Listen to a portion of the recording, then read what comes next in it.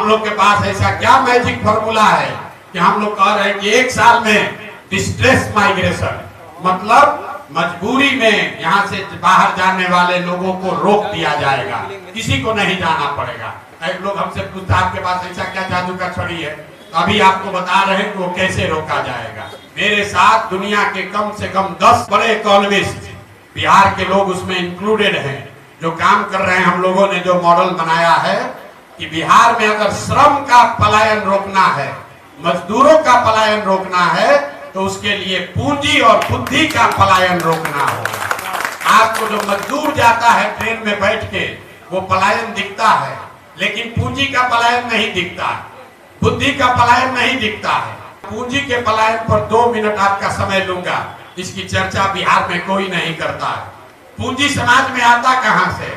पूंजी आने का 2 ही तरीका है। एक, जो पैसा आप कमाकर बचाते हैं, जो अर्जित करते हैं, खर्च के बाद जो बचता है वो आपका हुआ मूलधन।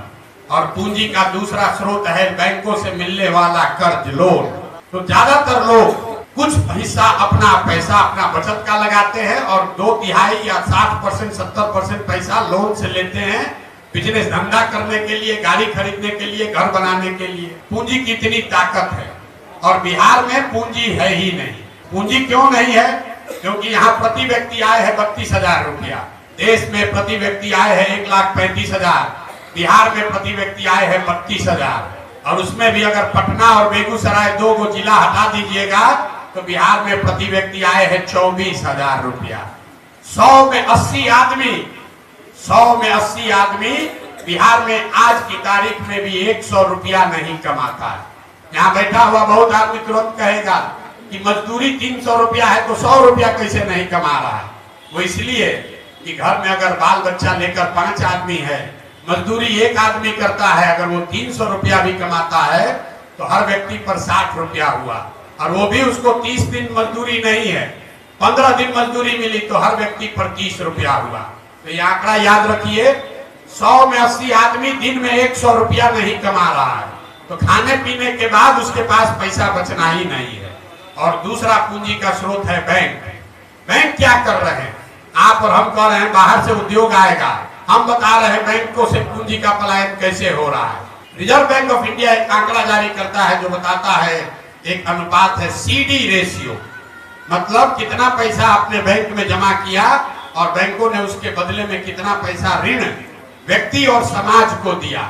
और ये बैंकों की मनमानी नहीं है, एक वैधानिक जिम्मेवारी है, बैंकिंग का मॉडल है कि 100 रुपया अगर आप और हम बैंक में जमा कर रहे हैं तो बैंकों को निश्चित तौर पर कम से कम 70 रुपया समाज को वापस देना है ऋण के तौर पर, ताकि लोग बिजनेस व्यापार कर सके, अपना घर बना सके, गाड़ी खरीद सके, जो काम करना चाहे वो कर सके।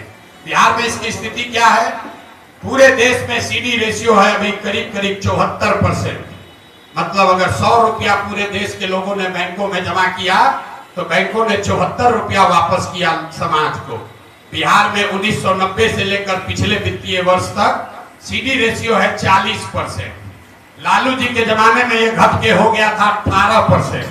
मतलब 100 रुपया जो हम लोग जमा कर रहे हैं बैंक में, तो 18 रुपया ही बैंक वाला ऋण के तौर पर वापस दे रहा है। इसका असर क्या हुआ? पिछले वित्तीय वर्ष में बिहार की गरीब जनता ने यहाँ के बैंकों में जमा किया 4,61,000 करोड़ रुपया। CD रेशियो अगर 70 होता तो बिहार के लोगों को 2,80,000 करोड़ रुपया लोन के तौर पर मिलना चाहिए था। मिला कितना? 1,61,000 करोड़। बाकी का पैसा कहाँ गया? बाकी का पैसा बैंकों ने यहाँ से उन राज्यों में ट्रांसफर कर दिया जहाँ उद्योग धंधे लग रहे हैं, जहाँ रोजगार है, जहाँ तरक्की है। गुजरात में, कर्नाटक में, केरल में, तमिलनाडु में, आंध्र प्रदेश और तेलंगाना में CD रेशियो 90 या उससे ज्यादा है। वहां के लोग अगर 100 रुपया जमा कर रहे हैं तो बैंक वाला 105 रुपया लोन दे रहा है।